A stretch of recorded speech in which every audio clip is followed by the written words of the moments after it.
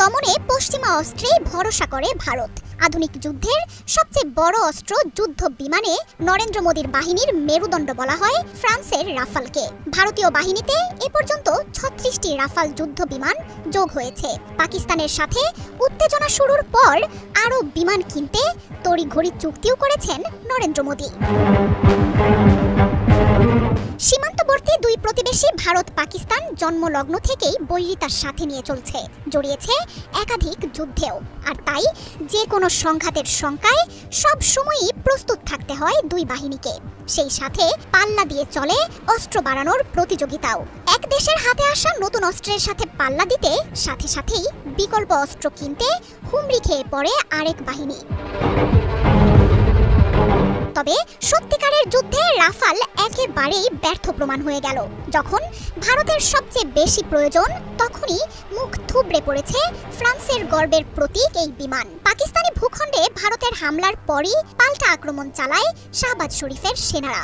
দূর থেকে চালানো এসব হামলায় এক রাতে অন্তত ৩টি রাফাল ধ্বংস হয়ে গেছে। যুদ্ধ বিমান হারানোর নজিরবিহীন এই ঘটনাই এখন ভারত পাকিস্তান সংঘাতের কেন্দ্রে রয়েছে।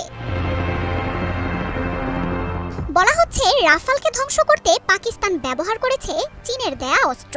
বিশেষ করে পাকিস্তানের হাতে থাকা J-10C রাফালকে ব্যর্থ করতে সক্ষম, এমন দাবি বহু দিন ধরেই উঠে আসছিল। এছাড়াও চীনের J-17ও রয়েছে রাফালকে অব্যর্থ নিশানায় রাখতে। কাশ্মীর নিয়ে সংঘাতের শঙ্কার মধ্যেই পাকিস্তানকে PL-15 ক্ষেপণাস্ত্র পাঠান শি জিনপিং। J-10C ও JF-17 থেকে আকাশে হামলায় PL-15 এর কার্যকারিতা যে শতভাগ, এই নিয়েও চলে বিশ্লেষণ।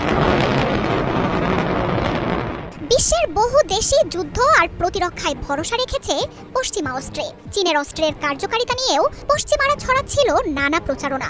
তবে ব্যয়বহুল এসব যুদ্ধ বিমান যে আধুনিক প্রকৃত যুদ্ধে অকার্যকর তা প্রমাণ।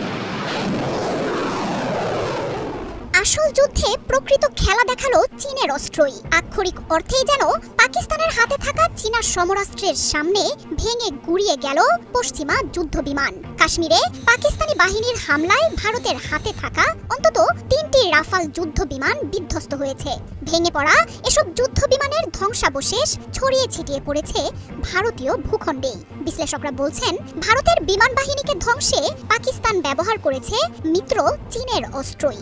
আর এর মধ্য দিয়ে বিশ্বে বাড়তে থাকা চীনা প্রতিরক্ষা সরঞ্জামের চাহিদা যে আকাশসম উচ্চতায় পৌঁছে যাবে, সেটি স্পষ্ট।